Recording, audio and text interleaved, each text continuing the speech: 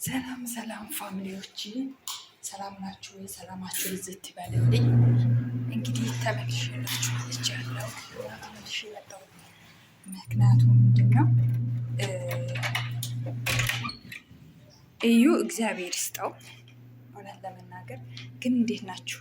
ደህና ናችሁ ወይ? ሰላም ነው ወይ? ሁሉ ውሎ ሁሉ መልካም ነው? ከኔ ጋር እግዚአብሔር ይመስገን ሁሉ መልካም ነው አለሁላችሁ። እንግዲህ ስቴዲየማችን ላይ ቁጭ እንበል። እንግዲህ እዩ ከጅምሩ እስከ መጨረሻ ለይሩታዬ የኛ ጀግና እናት፣ የኛ ጀግና እህት፣ ለኛ ነብሯ ቆሞ ነው ሁሌም ግንባር ቅድም ነው የሚሄድላት። እውነት ለመናገር ማለት ነው። እዩ እግዚአብሔር ይስጥክ በዚህ አጋጣሚ እና እኔ እንዴት ብዬ ልንገራችሁ፣ በጣም ከሄርሜላ ግብረ አበሮቹ ጋር በጣም ፊት ለፊት እየተጋጠሙ ነበር። ያ አንድ ልጅ ነበረ፣ ስሙን አላውቀውም። ከእዩ ጋር አንድ ቀጠና ያለች ጣሪ ያለ ልጅ ከሱ ጋር ሆነው እንግዲህ ልጁን ለምንድን ነው የማትመልሱት? እርግጠኛ ነኝ ልጁ ያለው እናንተ ጋር ነው። እናንተ ሁሉም ተባብራችሁባት ነው ይችን ልጅን ለማስለቀስ ነው። ምንድን ነው አላማችሁ? እነዛ ደግሞ የሄርሜላ ደጋፊዎች ምን ይላሉ? እኛ ልጁን አላገድንም፣ የግዴታ ልጅን እናት መሆን አይጠበቅብንም፣ ወይ ደግሞ የልጅ አባት መሆን አይጠበቅብንም። የልጅን እንትን እናውቀዋለን። ስለዚህ ሄሩታ የምትፈልገው አብርሃምን ለማግኘት ነው፣ ሄርሜላ ወይ ሁለቱንም ለማግኘት እንዲመቻት ነው ይህንን ርዕስ የከፈተችው እንጂ ልጁ ምንም አልጠፋም ነው እያሉ ያለው። ፈጣሪ አድነኝ፣ አንተ ታውቃለህ። ልጁ አልጠፋም፣ 3 ቀን ሞልቶታል። እንዴት እስካሁን ዝም ትላለች ነው እያሉ ያለው። እንዴት ልጁ ሳይጠፋ እሷ እንደዚህ እንዴት ታደርጋለች ነው እያሉ ያሉት። እና እዩ በዚህ አጋጣሚ እግዚአብሔር ይመስገን፣ እግዚአብሔር ይስጠው። በጣም ጥሩ ልጅ ነው። በጣም በቃ በተገፋሽ ጊዜ፣ ባለቀሰሽ ጊዜ፣ ባረገዘሽ ጊዜ፣ በወለደሽ ጊዜ ሁሌም ከጎኗ አለ። እውነት ለመናገር ሁሌም በቃ የማይቀየረው እሱም ቢሆን እንትናም ቢሆን ፈረንጁም ማንም ያልተቀይሩባት እነዚህ ሁለቱም ልጆች ናቸው። እስካሁን ከሄሩታ ፊት ለፊት እየገጠሙላት ያለው ማለት ነው።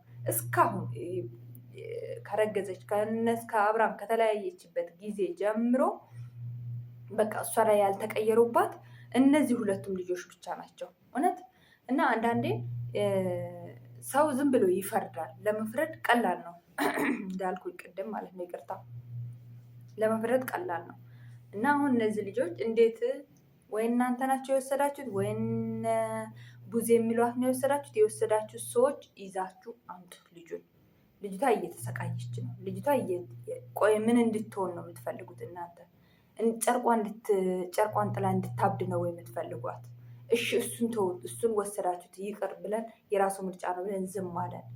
ምንድን ነው ፍላጎታችሁ ብሎ እንግዲህ እዩ እግዚአብሔር ይስጠው እያፋጠጣቸው ይገኛል። እነሱ ደግሞ ያው ጭራሽ ስርዓት የሚባል ነገር የላቸውም። አንቺ እናንተዬ ስርዓት የሚባል ነገር የላቸውም። እነዚህ የሄርሜላ ግብረ አበሮቹ ስማ፣ ጠረጴዛ ላይ እንዲህ ስርዓት የሚባል ነገር የለም። በቃ ካልሲውን እስከነ ካልሲውን ምግብ የሚባልበት ነው እንግዲህ ምንድን ነው ለሚዲያ የሚያስተላልፉት? ምንድን ነው የሚያደርጉት?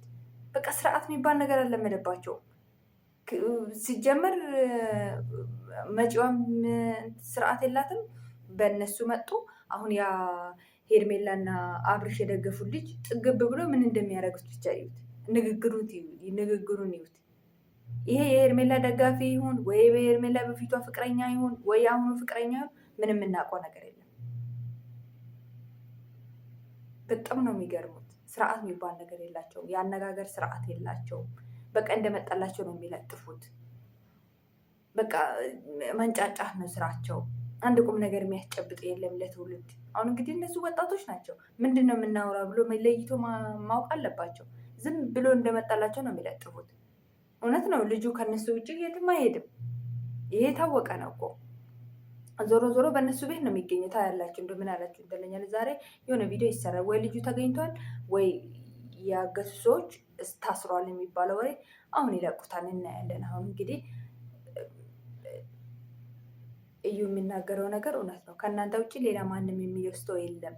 የ1 ዓመት ያልሞላውን ልጅ ለምን ከእናቱ ጥላችሁ እንዴት አሰቃያታላችሁ?